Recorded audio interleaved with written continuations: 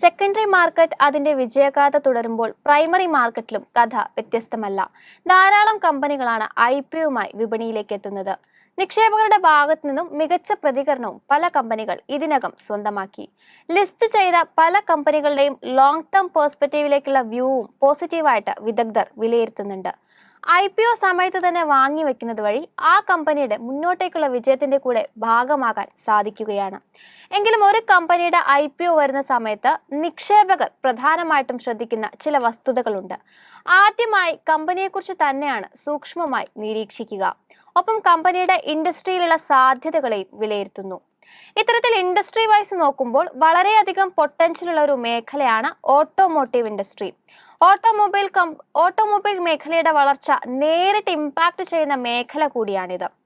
ഈ മേഖലയിൽ നിന്നും ഒരു കമ്പനി നാളെ IPOയുമായിട്ട് എത്തുന്നുണ്ട്. ഈ കമ്പനിയുടെ കൂടുതൽ ഡീറ്റെയിൽസ്, അഡ്വാൻറ്റേജസ്, റിസ്ക് ഫാക്ടേഴ്സ് മുതലായവയെക്കുറിച്ച് മനസ്സിലാക്കാം. ഡൊമസ്റ്റിക് ഒപ്പം തന്നെ ഗ്ലോബൽ മാർക്കറ്റിലെ കൊമേഴ്ഷ്യൽ വാഹനങ്ങളിൽ ഉപയോഗിക്കുന്ന പാർട്സ് നിർമ്മിക്കുന്ന കമ്പനികൾ, ഫാം എക്യുപ്മെന്റ്സ് നിർമ്മാതാക്കൾ, ഓഫ് ഹൈവേ വെഹിക്കിൾസ് എന്നിവർക്ക് ആവശ്യമായിട്ടുള്ള കോമ്പണൻസ് നിർമ്മിക്കുകയും സപ്ലൈ ചെയ്യുകയും ചെയ്യുന്ന ഹാപ്പി ഫോർജിങ്സ് എന്ന കമ്പനിയാണ് IPOയുമായിട്ട് രംഗത്തെത്തുന്നത്. ഈ ഇൻഡസ്ട്രിയിൽ ഇത്തരം കോമ്പണൻസ് നിർമ്മിക്കുന്ന ഇന്ത്യയിലെ തന്നെ 4ാമത്തെ വലിയ കമ്പനിയാണിത്. പ്രത്യേകിച്ച് വാണിജ്യ വാഹനങ്ങൾക്ക് ഉപയോഗിക്കുന്ന ക്രാങ്ക് ഷാഫ്റ്റ് നിർമ്മാണത്തിൽ ലീഡിംഗ് കമ്പനി കൂടിയാണ് ഹാപ്പി ഫോർജിങ്സ്. 2023 സെപ്റ്റംബർ വരെയുള്ള കണക്ക് പ്രകാരം 1,20,000 മെട്രിക് ടൺ സ്ഥാപിത ശേഷിയാണ് ഫോർജിങ്സിൽ രേഖപ്പെടുത്തിയിരിക്കുന്നത്. കമ്പനിയുടെ അഡ്വാൻറ്റേജസ് എന്തൊക്കെയാണെന്ന് പരിശോധിക്കാം. വളരെ ഡിവേഴ്സിഫൈഡ് ആയിട്ടുള്ള ഒരു പോർട്ട്ഫോളിയോ ഉണ്ട് എന്നത് തന്നെയാണ് പ്രധാന ഗുണം.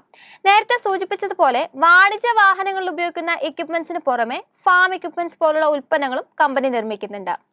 നമുക്കറിയാം, ഇത്തരം എക്യുപ്മെന്റ്സ് നിർമ്മിക്കുക എന്നൊക്കെ പറയുന്നത് വളരെ ക്യാപിറ്റൽ ചിലവേക്കേണ്ട ഒരു പ്രോസസ്സാണ്. വളരെയധികം ക്യാപിറ്റൽ ഇന്റൻസീവ് ആയിട്ടുള്ള ഒരു ബിസിനസ് ആയതിനാൽ തന്നെ കോമ്പറ്റീറ്റേഴ്സ് കുറവുള്ളൊരു മേഖല കൂടിയാണിത്.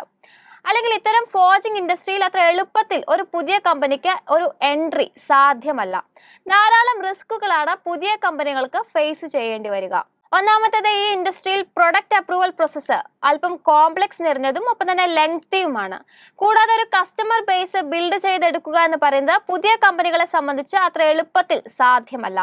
അത് നിലനിർത്തുന്നതും ഒരു വലിയ ടാസ്ക് തന്നെയാണ്. കമ്പനിയെ സംബന്ധിച്ച് 40 വർഷത്തോളം ഒരു എക്സ്പീരിയൻസ് കമ്പനിക്കുണ്ട്. കസ്റ്റമേഴ്സുമായിട്ട് വളരെ വലിയൊരു സ്ട്രോങ് ആയിട്ടുള്ള റിലേഷൻഷിപ്പ് ബിൽഡ് ചെയ്തെടുക്കുന്നതിന് വേണ്ടിയിട്ടും സാധിച്ചിട്ടുണ്ട്. ഹാപ്പി ഫോർജിങ്സിന് 3 നിർമ്മാണ യൂണിറ്റുകളാണുള്ളത്. 2 യൂണിറ്റുകൾ കങ്കൻവാൾ എന്ന സ്ഥലത്ത്, മറ്റൊന്ന് ദുഗ്രയിലുമാണ് ഉള്ളത്. വിനിയോഗശേഷി മാക്സിമം യൂട്ടിലൈസ് ചെയ്തുകൊണ്ട് ഓപ്പറേറ്റിംഗ് മാർജിൻ കൂടുതൽ ഇംപ്രൂവ് ആക്കുന്നതിന് വേണ്ടി കമ്പനി ഇപ്പോൾ ലക്ഷ്യമിടുന്നുണ്ട്.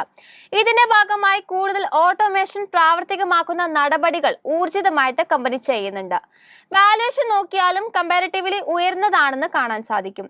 കമ്പനിയുടെ പ്രധാന റോ മെറ്റീരിയൽസ് എന്ന് പറയുന്നത് സ്റ്റീല് തന്നെയാണ്. ഇതിന്റെ ഒരു എഫിഷ്യന്റ് ആയിട്ടുള്ള ഒരു സോഴ്സിങ് കമ്പനിക്കുണ്ട് എന്നുള്ളത് മറ്റൊരു പ്രത്യേകതയാണ്. മാത്രമല്ല, മെഷീൻഡ് പ്രൊഡക്റ്റിൽ ഉയർന്ന ലാഭവിഹിതം ഉള്ളത് കൊണ്ട് തന്നെ മറ്റുള്ള പിയർ കമ്പനികളെക്കാൾ ഉയർന്ന മാർജിൻ രേഖപ്പെടുത്തുന്നതിന് വേണ്ടിയിട്ട് കമ്പനിക്ക് സാധിക്കുന്നുണ്ട്. ഇനി പ്രധാന റിസ്ക് ഫാക്ടേഴ്സ് എന്തൊക്കെയാണെന്ന് നോക്കാം. കഴിഞ്ഞ കുറച്ച് വർഷങ്ങളിലെ വരുമാനം നോക്കുമ്പോൾ അതിൽ ഭൂരിഭാഗവും കമ്പനിയുടെ പ്രധാന ക്ലയന്റ് ബേസിൽ ഉൾപ്പെടുന്ന 10ഓളം കമ്പനികളിൽ നിന്നും മാത്രമാണെന്ന് മനസ്സിലാകും.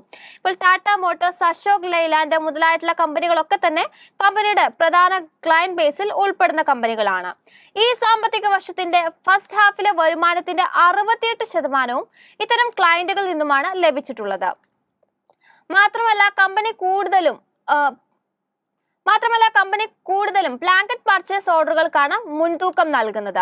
ഒരു നിശ്ചിത കാലയളവിൽ മുന്നേക്കൂട്ടി നിശ്ചയിച്ച വിലയിൽ ഒന്നിലധികം തവണ കസ്റ്റമർക്ക് ഡെലിവറി ചെയ്യുന്ന ഒരു സംവിധാനമാണിത്. എത്ര ക്വാണ്ടിറ്റി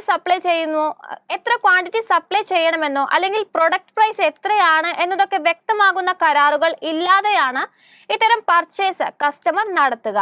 അതിനാൽ തന്നെ ഈ ഒരു ഓർഡർ ടെർമിനേറ്റ് ചെയ്യുന്ന ഒരു സാഹചര്യം ഉണ്ടാവുകയാണെങ്കിൽ ഒരു കോമ്പൻസേഷൻ പോലും കമ്പനിക്ക് ലഭിച്ചോളണമെന്ന് ഉറപ്പില്ല. അത് ബിസിനസിന്റെ പ്രവർത്തനങ്ങളിൽ തന്നെ വലിയൊരു ആഘാതം ഉണ്ടാക്കിയേക്കാം. ഓപ്പറേഷനിൽ അതേപോലെ ക്യാഷ് ഫ്ലോ ഒക്കെ തന്നെ വളരെയധികം ഇത് ഇമ്പാക്ട് ചെയ്യുന്നുണ്ട്. നേരത്തെ സൂചിപ്പിച്ചിരുന്നു, സ്റ്റീലാണ് കമ്പനിയുടെ പ്രധാന റോ മെറ്റീരിയൽ എന്നുള്ളത്.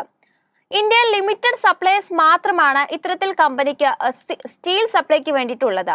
ഇത്തരം കമ്പനികളുമായിട്ട് ഒരു ഡെഫിനിറ്റീവ് ടേം അഗ്രിമെന്റ്സിൽ കമ്പനി ഒപ്പുവെച്ചിട്ടുമില്ല.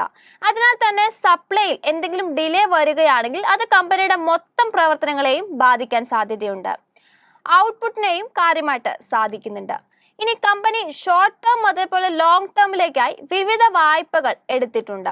2023 ഒക്ടോബർ വരെയുള്ള കണക്ക് പ്രകാരം 259.9 കോടി രൂപയുടെ ബാധ്യതകളാണ് കമ്പനി രേഖപ്പെടുത്തിയിരിക്കുന്നത്. സഫീഷ്യന്റ് ആയിട്ടുള്ള ഒരു ക്യാഷ് ഫ്ലോ ഉണ്ടായാൽ മാത്രമേ ഇത്തരം ബാധ്യതകൾ തിരിച്ചടയ്ക്കുന്നതിന് വേണ്ടിയിട്ട് സാധിക്കുകയുള്ളൂ. അതിനാൽ തന്നെ അതൊരു റിസ്ക് ഫാക്ടർ തന്നെയാണ്. പുതിയ കമ്പനികൾക്ക് ഈ ഇൻഡസ്ട്രിയിൽ എളുപ്പത്തിൽ വരാൻ സാധിക്കില്ല എന്ന് നമ്മൾ നേരത്തെ സൂചിപ്പിച്ചിട്ടുണ്ടായിരുന്നു. എങ്കിലും നിലവിലുള്ള കമ്പനികളിൽ നിന്നുള്ള ഒരു കോമ്പറ്റീഷൻ മറ്റൊരു പ്രധാന വെല്ലുവിളി തന്നെയാണ്. ഇനി കമ്പനിയുടെ IPO ഡീറ്റെയിൽസിലേക്ക് നോക്കാം. കമ്പനി IPO പ്രൈസ് ആയിട്ട് ഫിക്സ് ചെയ്തിരിക്കുന്നത് 808 രൂപ മുതൽ 850 രൂപ നിരക്കിലാണ്. ഓഹരി ഒന്നിന് 808 രൂപ മുതൽ 850 രൂപ നിരക്കിലാണ് IPO പ്രൈസ് ഫിക്സ് ചെയ്തിരിക്കുന്നത്. പ്രധാനമായിട്ടും 400 കോടി രൂപ ഓഫർ ഫോർ സെയിൽ വഴിയായിരിക്കും കമ്പനി സമാഹരിക്കുന്നത്. അതായത് ഏകദേശം 71.6 ലക്ഷം ഓഹരികൾ ഇത്തരത്തിൽ ഓഫർ ഫോർ സെയിൽ വഴിയായിരിക്കും വിറ്റഴിക്കുന്നത്. ഓൾമോസ്റ്റ് 1009 കോടി രൂപയാണ് ഇത്തരത്തിൽ ഫണ്ട് റേസ് ചെയ്യാൻ വേണ്ടി കമ്പനി പ്ലാൻ ചെയ്തത്. പ്രൊമോട്ടേഴ്സിന്റെ ഭാഗത്തു നിന്നും 88.24% ഷെയർ ഹോൾഡിംഗ് ആണ് ഇപ്പോൾ നിലവിൽ രേഖപ്പെടുത്തിയിരിക്കുന്നത്. ഒബ്ജക്റ്റീവ് എന്ന് പറയുന്നത് അല്ലെങ്കിൽ കമ്പനിയുടെ പ്രധാന ലക്ഷ്യം, ഇത്തരത്തിലൊരു ഫണ്ട് റേസിംഗിന്റെ ലക്ഷ്യം എന്ന് പറയുന്നത് ഇക്വിപ്മെന്റ്സ്, പ്ലാന്റ്, ഒപ്പം തന്നെ മെഷീനറി പോലുള്ള സാധനങ്ങൾ അക്വയർ ചെയ്യുന്നതിന് വേണ്ടിയിട്ടാണ്. ഓൾമോസ്റ്റ് 171.1 കോടി രൂപയുടെ അക്വിസിഷൻ നടത്തുന്നതിന് വേണ്ടിയിട്ടാണ് തീരുമാനിച്ചിരിക്കുന്നത്. ഒപ്പം കമ്പനിയുടെ ഒരു ഡെപ്റ്റ് തിരിച്ചടയ്ക്കുന്നതിന് വേണ്ടിയിട്ട് 153 കോടി രൂപയോളം വിനിയോഗിക്കുമെന്നാണ് അറിയിച്ചിരിക്കുന്നത്. ബാക്കിയുള്ള തുക ജനറൽ കോർപ്പറേറ്റ് പർപ്പസിന് വേണ്ടിയിട്ടും വിനിയോഗിക്കുമെന്നാണ് അറിയിച്ചിരിക്കുന്നത്. ഇനി ലോട്ട് സൈസിന്റെ ഡീറ്റെയിൽസിലേക്ക് നോക്കുകയാണെങ്കിൽ ഏറ്റവും മിനിമം 17 ഇക്വിറ്റി ഷെയർസ് നമുക്ക് ബിഡ് ചെയ്യാൻ വേണ്ടി സാധിക്കുമെന്നാണ് ഇപ്പോൾ അറിയിച്ചിരിക്കുന്നത്. JM financial limited, axis capital limited എന്നീ മോത്തിലാൽ ഒസ്വാൾ ഇൻവെസ്റ്റ്മെന്റ് അഡ്വൈസേഴ്സ് മുതലായവരൊക്കെ ആയിരിക്കും കമ്പനിയുടെ ലീഡ് മാനേജേഴ്സ് അല്ലെങ്കിൽ ബുക്ക് റണ്ണിംഗ് മാനേജേഴ്സ് ആയിട്ട് പ്രവർത്തിക്കുന്നത്. ഇനി ലിസ്റ്റിംഗ് ഡേറ്റിന്റെ ഡീറ്റെയിൽസിലേക്ക് നോക്കുകയാണെങ്കിൽ ഡിസംബർ 27-നാണ് BSEയിലും NSEയിലുമായിട്ട് കമ്പനി ലിസ്റ്റ് ചെയ്യുക എന്നാണ് അറിയിച്ചിരിക്കുന്നത്. ഇനി അത് പൊതുവെ എല്ലാ അനലിസ്റ്റുകളുടെയും ഒരു അഭിപ്രായ പ്രകാരം ഒരു വളരെയധികം പൊട്ടൻഷ്യൽ ഉള്ള ഒരു ഇൻഡസ്ട്രിയിൽ നിന്നും വളരെയധികം കോമ്പറ്റേറ്റേഴ്സ് ഒന്നും ഇല്ലാത്തൊരു പൊട്ടൻഷ്യൽ ഉള്ള ഒരു കമ്പനി ആയതിനാൽ തന്നെ ലോങ് ടേം പെർസ്പെക്റ്റീവിലേക്ക് നോക്കുമ്പോൾ കമ്പനിയിൽ വളരെയധികം സാധ്യതകൾ ഇപ്പോൾ അനലിസ്റ്റുകൾ കാണുന്നുണ്ട്. പ്രത്യേകിച്ചും SBI സെക്യൂരിറ്റീസിലേക്ക് തന്നെ അനലിസ്റ്റുകൾ വിലയിരുത്തുന്നത് ലോങ് ടേം പെർസ്പെക്റ്റീവിലേക്ക് നമുക്ക് കൺസിഡർ ചെയ്യാൻ പറ്റുന്ന ഒരു ഓഹരി അല്ലെങ്കിൽ കമ്പനി ആയിട്ട് നമുക്ക് ഹാപ്പി ഫോർജിങ്സിനെ പരിഗണിക്കാം എന്ന് തന്നെയാണ് അവർ അഭിപ്രായപ്പെടുന്നത്. ഏതായാലും നാളെയാണ് കമ്പനിയുടെ IPO ആരംഭിക്കുന്നത്.